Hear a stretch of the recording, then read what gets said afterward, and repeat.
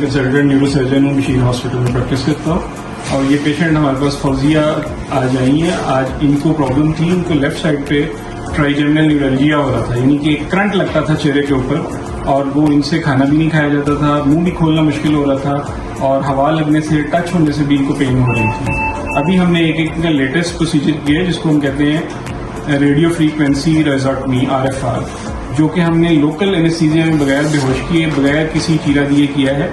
हल्की सी सुई इनको इधर चुभी है, जहाँ पे ये पट्टी लगी हुई है, आप देख सकते हैं। और इमीडिएटली इनकी वो वाली दर्द बिल्कुल खत्म हो गई। जी फौजिया, आप बताएंगे अपनी दर्द के बारे में? अब वो दर्द है आपको, कहाँ पे दर्द होती थी? पहले उंगली लगाए जहाँ पे आपको दर्द होती थी।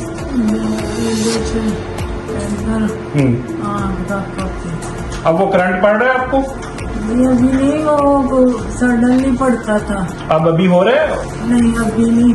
चलिए, वो जब मैं अपनी गोली नहीं थी ना खाती, उस वक्त होता था। आधा घंटा 15 मिनट बाद मुझे फील होता था कि मैं गोली नहीं खाई, उसी वक्त खाते थे। चलिए, अब इंशाल्लाह आपको ये दर्द कम्प्लीटली खत्म हो जाएगा, इंशाल्लाह आपको गोली की जरूरत नहीं पड़ेगी। ठीक है जी, ओके जी, थैंक यू।